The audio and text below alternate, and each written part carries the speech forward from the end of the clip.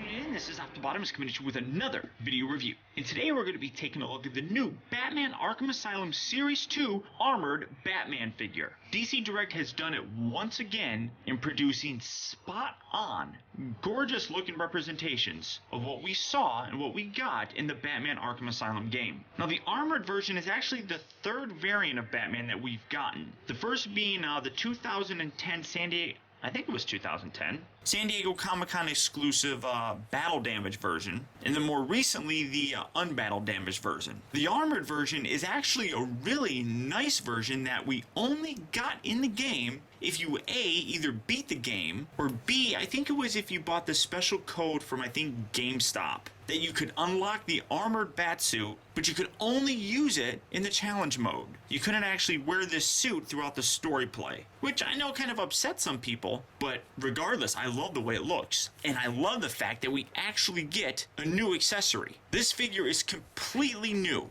With maybe the exception of the head, everything so far on here, just looking through the package, looks like it's newly molded. And I love that. I think it's absolutely gorgeous looking. Again, wonderful looking clamshell packaging that when you do look very much resembles the cowl on Batman's face. On the back you got other figures that are in the line. You have Bane, obviously the armored Batman, Zaz, and Poison Ivy. And then it says down here, Batman Arkham Asylum, and a little bit of a read-up on it. And I like, if you look in here, I like, well, down here, I'm sorry, it says that all figures feature multiple points of articulation. Like, that's a selling point? I don't know, maybe they want you to realize that this isn't like a statue or something, but there it is. I'm really excited about this guy, especially now that I've seen him and realize that he's completely a new mold. So let's get him open and see how cool he actually is. Okay guys, so here we have the armored Batman open up and out of its packaging. And unfortunately earlier I misspoke. I think I said that it was GameStop that this downloadable content came with if you've pre-ordered the game. Actually it was Walmart. If you bought the Walmart version, it came with the code to be able to unlock this automatically. Or you can just go through the game and beat the game, and you unlock it and you can use it in the challenge modes. Now the figure itself, first off, comes with the stand that we've gotten to know with a lot of the DC Direct figures. Biggest problem that I have with this is, again, for some reason, they chose to make the peg pop out, and that really kind of bums me out. I mean, and it barely stays in there. So it's like I literally have to put it through there, hold it in, then come around here to the foot and push it in, and that's how I get it to actually stay on the figure stand.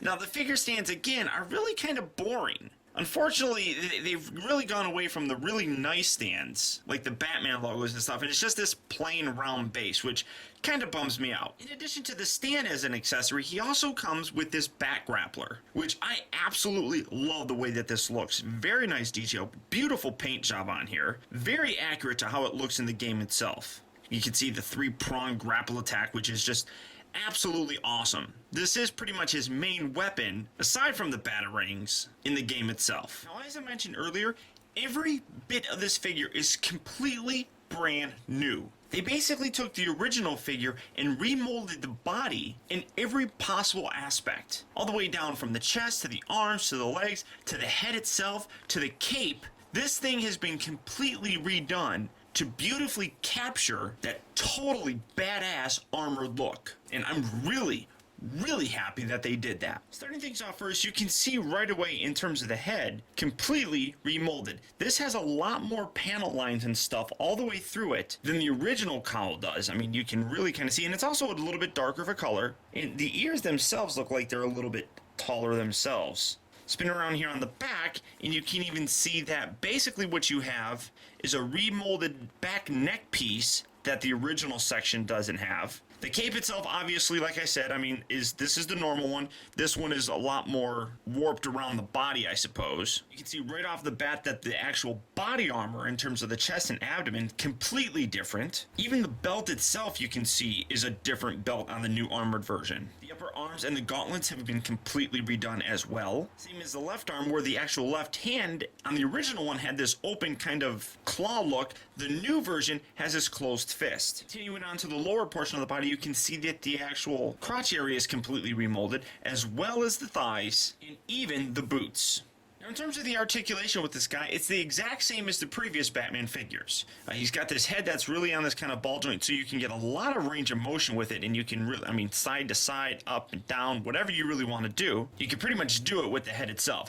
The arms are on this little cut joint where they swivel out. That's about as far as you're going to get it. Not necessarily because of the cape itself, but just the way that the actual arms are designed. And of course, you put it down, they move up, they move back, but that's where you're going to start getting in some of the actual hindrances because of the cape itself. That's about as far up as that it's going to go, again, because of the cape. And then you're not going back too terribly far because the cape's in the way. The cape is still a very soft, pliable rubber, so you can, you know, like I said, move those up, and that will stretch, as you can see, just to kind of accommodate the movement, but it could be a little bit better. One thing that really does kind of suck, I wish he had like an upper bicep swivel, because it's kind of stuck out like this. I would really love it if you could bend the arms where it would be pointing inward.